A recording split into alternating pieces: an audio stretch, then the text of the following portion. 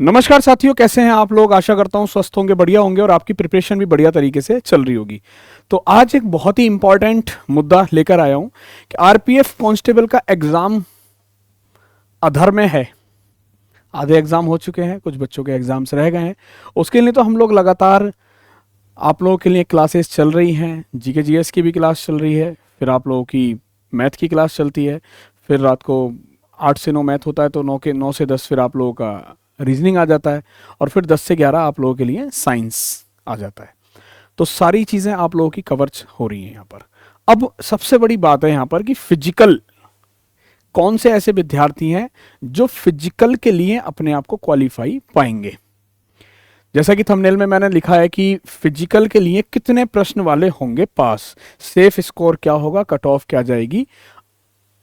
ठीक है, तो इस विषय में हम लोग आज एक डीप डिस्कशन कर रहे हैं। इसको ध्यान से मेरे वो भाई बहन सुन लेना जिन लोगों ने एग्जाम दिया है। तो सबसे पहले तो मैं ये बताऊं कि भाई फिजिकल में होगा क्या। सबसे पहले तो यही पता होना चाहिए ना कि भाई हमें फिजिकल में होगा क्या। आरपीएफ का जो फिजिकल है वो बाकी फिजिकल के कंपैरिजन में थोड़ा सा इजी रहता है बाकी कंपैरिजन में। अब क्या इजी रहता है ये हमें थोड़ा सा समझना पड़ेगा। सबसे पहली चीज तो इसमें शॉर्ट्स नहीं है। शॉर्ट्स क्या होता है, आप कहोगे सर शॉर्ट क्या होता है। यानी कि 100 मीटर 200 मीटर 400 मीटर वाले जो अक्सर शॉर्ट मांग लिए जाते हैं एसएससी जैसे एग्जाम में, वो यहाँ पर नहीं है। जैसे छोटी दौड़ बोला जाता है ना, शॉर्ट्स बोलते हैं उनको, तो शॉर्ट यहाँ पर नहीं है। फिर क्या क्या चीज़ें हैं, इन सारी चीज़ों को एक बार जरा ध्यान से हम लोग देखेंगे कि भाई आप लोग बैकग्राउंड में देख रहे होंगे कि किस तरीके से लोग यहाँ पर रेस लगा रहे हैं, किस तरीके से चीज़ें कर रहे हैं। ऐसे आप लोगों को यहाँ पर आरपीएफ कांस्टेबल में देखने को मिलेंगे, है ना। तो जैसे ये यहाँ पर ये चढ़ रहा है ना, ऐसा कुछ है नहीं, ये तो आपकी बात की एक्सरसाइज का हिस्सा है। मगर बाकी फिर है क्या इसमें, ये सारी चीज़ें हम लोग यहाँ पर ध्यान से समझेंगे, ध्यान से देखेंगे कि एक्चुअल में है ना। एक बहुत प्यारा थंबनेल है कि नो पेन नो गेन, यानी कि अगर हम अपनी बॉडी को पेन ही नहीं देंगे तो फिर हम कुछ भी गेन नहीं कर सकते। तो सबसे पहले तो हम यहां पर एक बार ये देखते हैं कि आरपीएफ के फिजिकल में क्या क्या चीजें पूछी जाएंगी।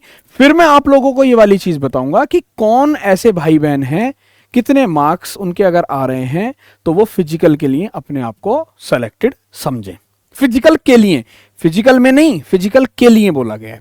सबसे पहले तो हम यहां पर ये देख लेते हैं कि फिजिकल की अगर मैं बात करूं, यहां पर आरपीएफ कांस्टेबल के फिजिकल की अगर मैं बात करूं तो दोस्तों बहुत ध्यान से आप इस चीज को समझ लेना कि मेल और फीमेल 4208 पोस्ट है, लगभग 23 लाख के करीब फॉर्म भरा गया है। तो आप ये समझ लेना कि भयंकर, और अभी जितने अदर स्टेट्स में जो पुलिस कांस्टेबल की और उनकी जो तैयारी कर रहे हैं वो लोग भी एकदम ताबड़तोड़ तरीके से इसमें परफॉर्मेंस देंगे, है ना। सैलरी की भी बात मैं यहीं पर आप लोगों को बता दूंगा कि इसकी अगर आपकी अच्छे सिटी में अगर आपकी पोस्टिंग होती है ए क्लास के सिटी में, तो आप ये मान के चल सकते हैं कि उसकी सैलरी लगभग 45 से 50 हजार के बीच में रहती है, आरपीएफ कांस्टेबल की सैलरी सिटी वाइज। और मिनिमम जो सैलरी रहती है, सपोज आप कोई और बीएससी ग्रेड के सिटी में, आपकी जो कस्बा टाइप जहाँ पे स्टेशन है या ऐसी जगह पे अगर आपकी पोस्टिंग है कोई लोकल एरिया में, तो आपकी जो सैलरी है लगभग वो 38 से 45 के बीच में बनती है। तो आप ये मान के चल सकते हैं कि आप लगभग 45 से 50 के बीच की सैलरी को छू सकते हैं। मगर उससे पहले आपको क्या क्या चीज़ें होनी चाहिए उसको एक बार हम समझ लेते हैं। बहुत ध्यान से चीज़ों को समझेंगे, है ना, बहुत ध्यान से चीज़ों को हम लोग यहाँ पर समझेंगे। तो फिजिकल की अगर मैं यहां पर बात करूं तो दोस्तों सबसे पहला पॉइंट है रनिंग, जिसको हम रेस भी मानते हैं। तो अगर मेल के लिए बात करूं तो 1600 मीटर यानी कि 1.6 किलोमीटर की रेस है, और उसका टाइम दिया गया है 5 मिनट 45 सेकंड। और ये सिर्फ एक ही चांस इसके लिए दिया जाता है। तो आप कहोगे सर एक ही चांस दिया जा रहा है, इसका क्या मतलब है, क्या किसी चीज के लिए 2 चांस भी है क्या। तो हाँ, मैं बताऊंगा किस चीज के लिए 2 चांस है। तो 1600 मीटर की रेस है 5 मिनट 45 सेकंड में मेल के लिए, और वहीं पर ही फीमेल के लिए 800 मीटर की रेस है और 3 मिनट 40 सेकंड उसके लिए टाइम निर्धारित किया गया है, 800 मीटर। फिर लॉन्ग जंप पुरुषों के लिए 14 फीट की है, और इसके लिए 2 मौके आप लोगों को दिए जाएंगे। आप किसी भी मौके में सफल हो सकते हैं, पहले में नहीं हुए तो दूसरे मौके में भी आप लॉन्ग जंप कर सकते हैं। इसी के साथ 9 फीट की लॉन्ग जंप है महिलाओं के लिए, और उसके लिए भी 2 ही मौके दिए गए हैं, यानी कि महिलाएं लॉन्ग जंप 2 मौकों पे कर सकती हैं। और ऐसा नहीं है कि 2 बार करनी है, 2 मौके, 2 चांस दिए जा रहे हैं। माना किसी का पहली बार में नहीं आया तो उसको दूसरा मौका दिया जाएगा। तीसरी चीज है यहां पर हाई जंप। तीसरी चीज क्या भैया? हाई जंप है। हाई जंप का मतलब यह है कि आपको 4 फीट ऊंचा कूदना है। आपने देखा होगा इस तरीके से कि इस तरीके से रस्सी लगा देते हैं, रोप लगा देते हैं, और यहां से एक एप्लीकेंट भागा हुआ आता है और वो उसके ऊपर कूद के चला जाता है। तो यानी कि पुरुष के लिए आरपीएफ कांस्टेबल में 4 फीट की हाई जंप है, और उसके लिए भी 2 चांस दिए गए हैं। और यहीं पर महिलाओं के लिए 3 फीट की हाई जंप दी गई है और 2 ही चांस दिए गए हैं। हाइट की अगर मैं बात करूं दोस्तों, तो हाइट की बात करूं तो नॉर्मल हाइट जैसा बाकी डिपार्टमेंट्स में भी मांगता है 165 सेंटीमीटर, और रिलैक्स्ड जो हाइट है आप लोगों की एससी एंड एसटी कैटेगरी के लिए वो है 160। जनरल और ओबीसी के लिए 165 है। अब यहां पर कुछ कैटेगरीज ऐसी हैं जैसे गोरखा हैं, पहाड़ी लोग हैं, इन लोगों के लिए जो रिलैक्सेशन है वो 2 सेंटीमीटर का दिया गया, तो 163 ठीक रिजर्व के लिए। यहीं पर फीमेल की हाइट जो दी गई है वो 157 सेंटीमीटर, और एससी और एसटी कैटेगरी वाली जो बहनें हैं अपनी, उनके लिए दिया गया है 152 सेंटीमीटर। तो ये हाइट का आप लोगों का। अब मेल में चेस्ट 80 सेंटीमीटर और फुलाकर 5 सेंटीमीटर और उसमें फुलाव होना चाहिए, यानी कि 5 सेंटीमीटर जब आप सांस भरते हैं अंदर तो 5 सेंटीमीटर तक वो एक्सपेंशन वहां पर आना चाहिए। तो ये फिजिकल की मिनिमम इनकी रिक्वायरमेंट है। अब इसके साथ ही साथ माना ऐसा नहीं है कि कोई आदमी ने फिजिकल तो पूरा कंप्लीट कर लिया और हम ये कह सकते हैं कि वो सारी चीजों में ओके है, फिजिकल भी उसका ओके है, तो वो सिलेक्टेड है। ऐसा नहीं कहा जाएगा। ये बहुत सारे लोगों को भ्रम है कि भाई हमारे मार्क्स भी बहुत अच्छे हैं, हमने फिजिकल भी क्वालिफाई कर लिया, और फिजिकल क्वालिफाई करने के बाद हमारा फिर क्यों नहीं, उसके बाद की भी चीजें समझिएगा। फिजिकल के साथ साथ मैं आप लोगों को एक सलाह और दे रहा हूं, साथ ही साथ उसको ध्यान से देखिएगा मेरे बच्चों। एक सबसे इंपॉर्टेंट चीज आती है डॉक्यूमेंट वेरिफिकेशन, यानी कि सब चीजें तो ओके हैं, हम सारी चीजों में योग्य हैं, मगर कहीं ना कहीं हमारे कागजी कार्यवाही जो है वो कमजोर है, अयोग्य साबित कर देगी। तो डॉक्यूमेंट वेरिफिकेशन के टाइम पे बहुत सारे बच्चे आउट हो जाते हैं। तो मैं ये सारी चीजें भी लेके आया हूं बेटा। आरपीएफ कांस्टेबल के एग्जाम में डॉक्यूमेंट्स वेरिफिकेशन में ये चीजें आपसे मांगी जाएंगी। इसको देख लेना कि 10th 12th का मार्कशीट, सर्टिफिकेट, आधार कार्ड या अन्य कोई भी पहचान पत्र जिससे कि आपकी पुष्टि हो सके कि आप हैं। तीसरा, जाति प्रमाण पत्र की भाई आप अगर किसी कास्ट का रिलैक्सेशन लेना चाह रहे हैं तो आपके पास जाति प्रमाण पत्र अपडेटेड होना चाहिए। साथ ही साथ निवास प्रमाण पत्र भी आपने जो मेंशन करा है उसके हिसाब से आप कैसे प्रूफ करोगे कि आप भारत के निवासी हैं, है ना। तो एक तो आपका यहां से प्रूफ हो जाएगा कि भी 10th 12th आधार कार्ड यहां से प्रूफ हो जाएगा, मगर निवास प्रमाण पत्र कहां रह रहे हैं वहां से आपका होना चाहिए, डोमिसाइल। फिर सबसे इंपॉर्टेंट चीज मेडिकल फिटनेस सर्टिफिकेट भी मांगा जा सकता है आपसे। मेडिकल हो सकता है कि बाद में मांग लिया जाए, मेडिकल फिटनेस सर्टिफिकेट आपसे मांग लिया जाए। अब मेडिकल फिटनेस सर्टिफिकेट में क्या क्या चीजें आप लोगों से मांग लेता है इसको भी जरा ध्यान से देख लेना। कई बार जैसे आंख की रोशनी, यहां पर क्या क्या चीजें टेस्ट होंगी। आंख की रोशनी, आपको ऐसा तो नहीं है कि ब्लर दिखाई दे रहा है या आपका जो ब्लाइंड इफेक्ट होता है वो रेड ग्रीन वाला वो तो नहीं है ना, वीआर इफेक्ट।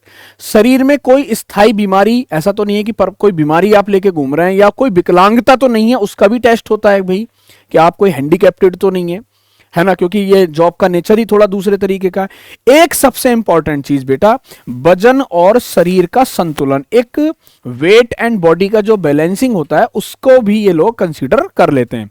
फिर शरीर पर कोई जले कटे या ऑपरेशन का ऐसा कोई निशान तो नहीं है जो इन अबाध्यता पैदा या बाध्यता पैदा कर रहा हो इसमें। तो इन सारी चीजों पर भी आप लोगों को ध्यान देना है मेरे हिसाब से, है ना।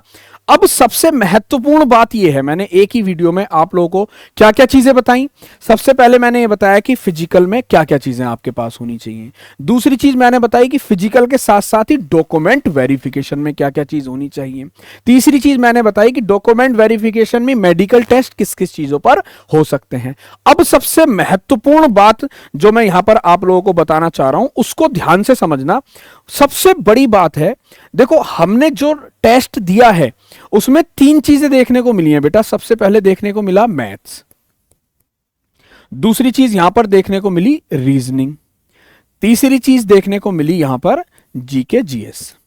तो अगर मैं मैथ की बात करता हूं तो मैथ के जो नंबर ऑफ क्वेश्चंस देखने को मिले हैं वो देखने को मिले हैं 35।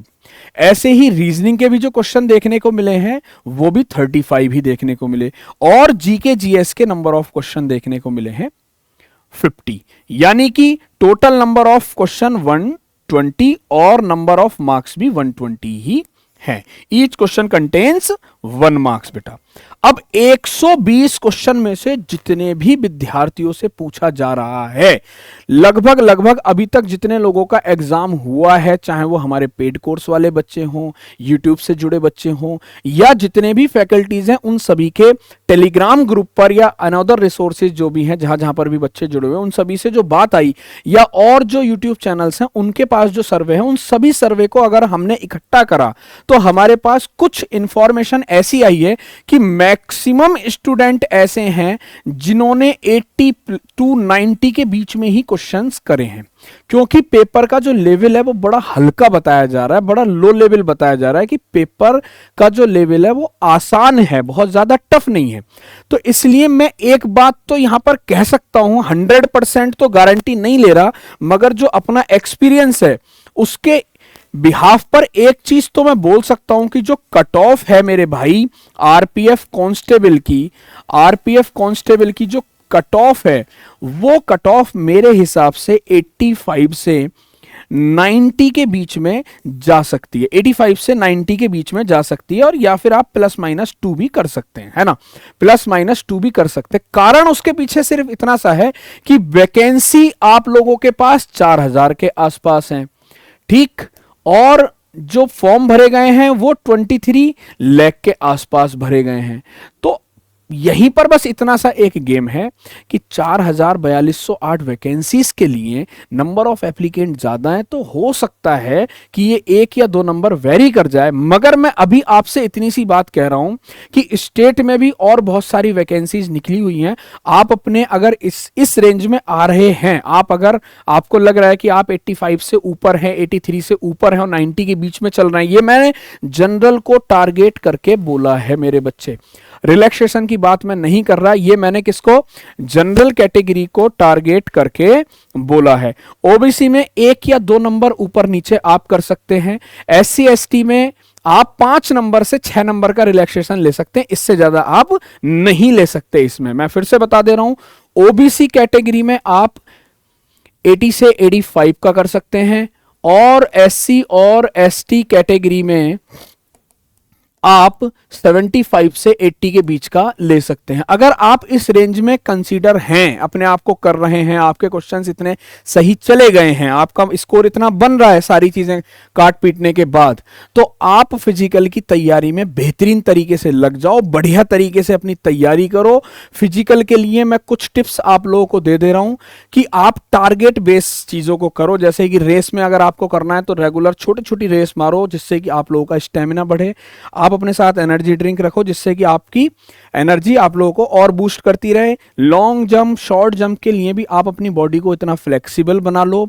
और कई बार कुछ बच्चे ऐसे देखे गए हैं जिनकी रेस पूरी होती है, लॉन्ग जंप पूरी हो जाती है, सब कुछ, कई बार वो चेस्ट में भी मैंने बाहर होते हुए देखे हैं, क्योंकि वो उनकी जो छाती का एक्सपेंशन है वो उतना अच्छा नहीं हो पाता, जिसकी वजह से 5 सेंटीमीटर का वो फुलाव नहीं कर पाते।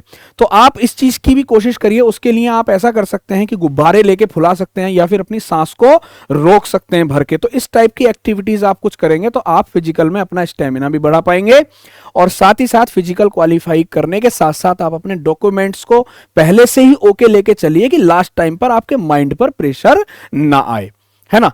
और प्रॉपर नींद लीजिए, प्रॉपर अपनी बॉडी है उसको संतुलित रखिए, जिससे कि इम्बैलेंस ना हो किसी भी तरीके का। तो होप सो मेरे द्वारा दी गई जानकारी आप लोगों को अच्छी लगी होगी। ऐसे ही किसी इंपॉर्टेंट सेशन के साथ फिर हाजिर होऊंगा। तब तक के लिए अपना ध्यान रखिए। Bye bye, take care, love you guys.